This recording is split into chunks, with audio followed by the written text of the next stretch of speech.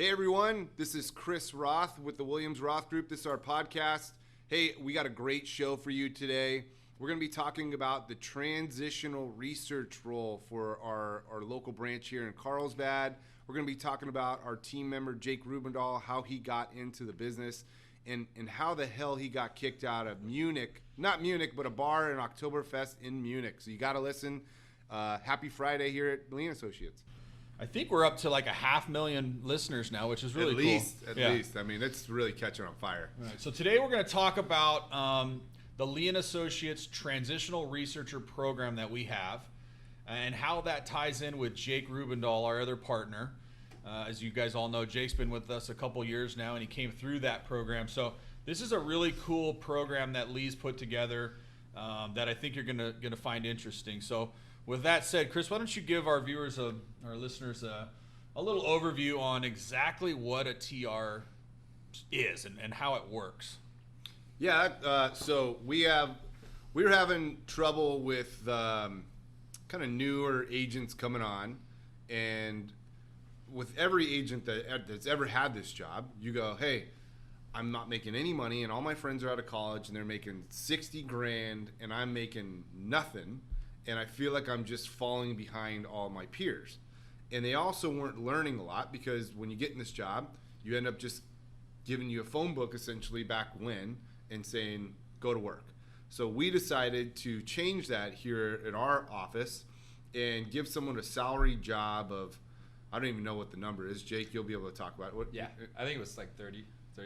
30,000. Yeah. So you get a base salary, and then after a year, I think it jumps to 50 if you get picked up by a team. Right. But in that time, there's so many benefits for the agent, because the agent gets experience with everyone in the office, and more importantly, well, I think just as important, how about that? All the other agents get to experience working with Jake or whoever the TR is, and you go, not a good fit for me, I don't like their work ethic. Or in the case of Jake, we got to see that he was working really hard. We got along well with him, and then you get to kind of vet him before you bring him on. Right. So the time frame is when they get brought on for $30,000 a year, it's a 12-month deal, and that can be extended for another 6 months. So just say it's 12 months. And during that 12 months, he can work for anybody. Anybody can use his services, bring him on listings. Not really bring him on listings, but have him help with listings, have him do tours, help with database stuff, comps, whatever you need, this guy can do or gal can do. And that person gets to learn the process of a deal, a transaction, a brokerage, a marketing, whatever it is. And they have to stay in that role for 12 months. And at the end of that 12 months, any shareholder or team can pick that runner, or that we call it a runner. They can pick that runner up and bring them on the team. Mm-hmm. And then the shareholder pays half the $50,000, and the company pays the other half of the $50,000. So it still doesn't make any commissions for another 12 months, right, Jake? Yeah, another 12 months. Right. And so after that 12 months, the guys or gals been here for 2 years and have made okay money to live, and then they go on commissions. Which they should be totally in a position to succeed at that point. If you can't succeed after 24 months, yeah, you're probably not right for you. So what we were running into, like Chris said, is we'd run into, you bring in a runner, you train the runner, you spend time with the runner, you go through all the process, and they're only running for you or your team. And then after, 5, 6, 12 months, they aren't getting it, they don't like it, and they bail. So this is a way to kind of retain those new people in the business so that we don't spend a bunch of time and effort and money, and then ultimately they go on to do something else. So the retention's been great. So let's dive into Jake. So Jake went through that program. Jake, when did you start that TR process? So I started around April 2018. Okay. And so you came in for that TR process, which was a 12-month run. Yep. Yeah, so mine was a little bit different just because how it all worked out. But basically I was looking around, talking to a bunch of different brokerage shops, and was really just trying to get my feet wet a little more. I'd say I really wanted to learn the business more, handle transactions, actually learn the business. And so that, opportunity came. I met with the president at the time, Pat Walker, and got introduced to him, and then, introduced to everyone else here. And that program really, spoke to me to where I was just trying to learn. I was trying to, soak up as much as I can, get on tours, do listing agreements, figure out the contracts, put brochures together, whatever it was to really just learn the business a little more. That was my whole goal, and I feel like that's what was accomplished with Yeah, so in full disclosure, that's supposed to be a 12-month program, but during the first 9 months, we were watching Jake closely. Chris and I gave him a lot of stuff to do, worked with him. The guy worked his tail off, was an absolute stud in the TR program, and we convinced our fellow shareholders to allow us. It was shorter than that too. I think Was it it like, shorter? It was like 4 or 5 months. Yeah. It was quick, but like I just like worked out to where you guys needed someone, right? And Yeah, and we knew Jake was the right guy, so we convinced our fellow shareholders to let us take him early. And I'll say something that I don't know if I've told you guys, but like kind of going into the whole process, I was like, because I knew that was the plan, joining a team. I was kind of, because I'm scoping out too. Yep. Who I want to join. I see Chris and Rusty, they have the top industrial team in the office year over year, I'm like, okay, I got to really work hard to try to impress these guys. These guys know what they're doing, obviously, so I'm trying to get a part of their team. But I mean, there were other guys on different teams as well that I knew did well, and that was my goal, to learn from the best and eventually try to become the best. And that's what's really cool about that program, is that it's not just the shareholders looking for a young guy. It's the young guy or gal looking for a team or a shareholder to latch onto. There are cases where a shareholder or a team goes to a TR and says, hey, we'd like to bring you on our team. And the TR says, listen, it's just really not the right fit for me. I don't want to do apartments. And so that it's a two-way street, right? And it's really a cool program. I don't know of any other, maybe some of our competitors do something similar, but we think it's a great program and it's worked really well. What's important when you're in that role, when you're in Jake's role or TR role, there's a lot of people, it's very obvious they don't work hard.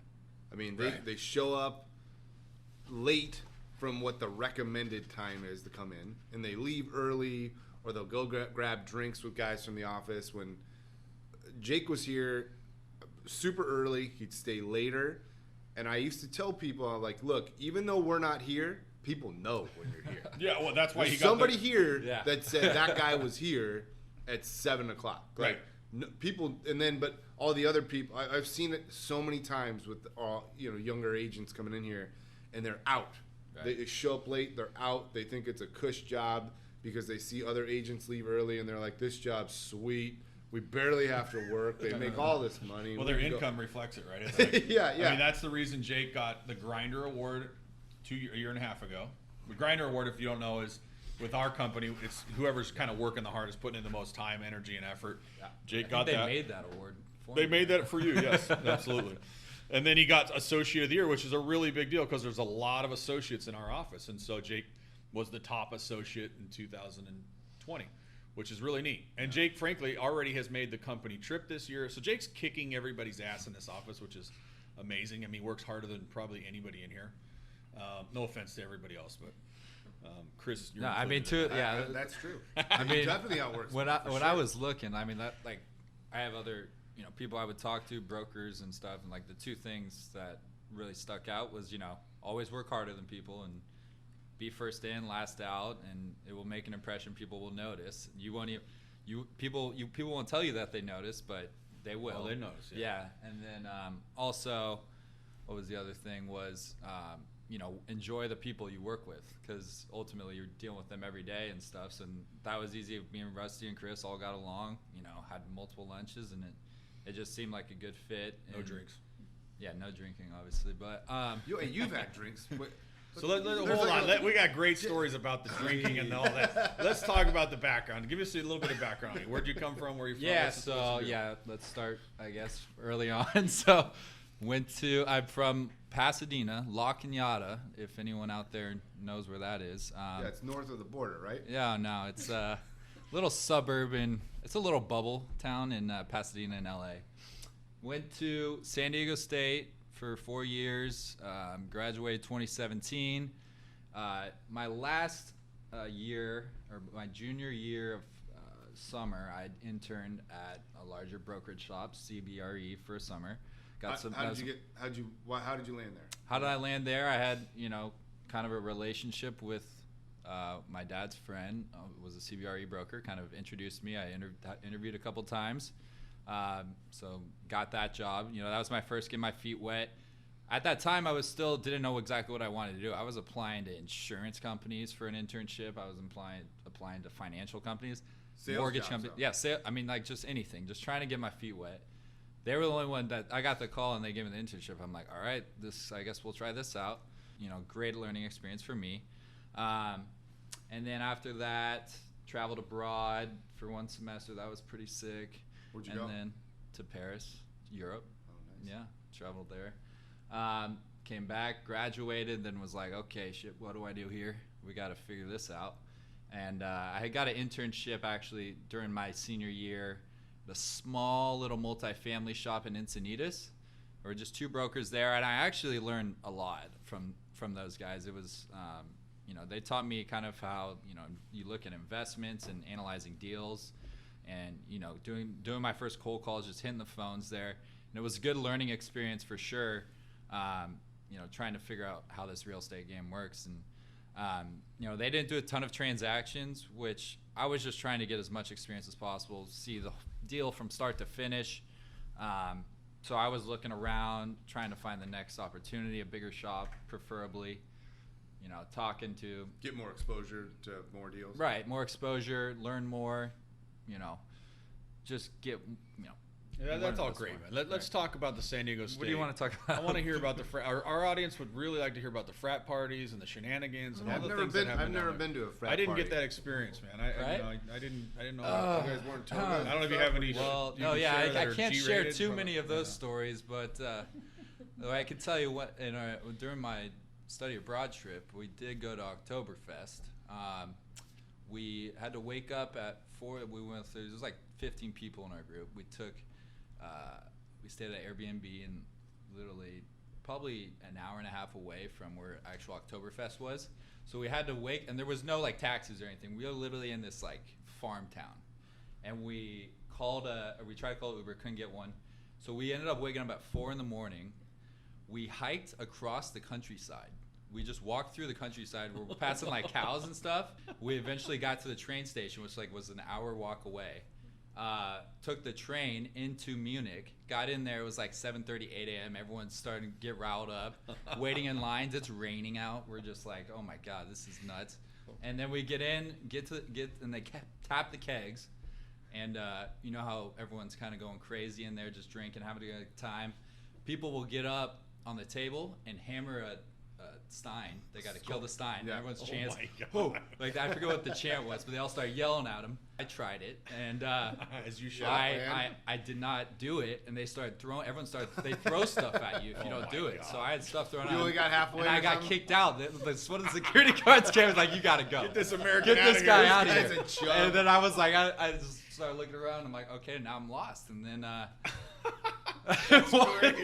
and then I'm not sure we would have hired him if we knew that story, man. I don't know. I don't know, but that's just one of the many stories that's that great. you can take from my college days, I guess. Well, I'm glad it all worked out in the end. The TR program is really a great program. If Circling anybody back has any here. questions or want to talk to Jake about it, give him a call, or Chris or myself. Thanks for joining us, guys. We appreciate it, and we will be with you next week or next month.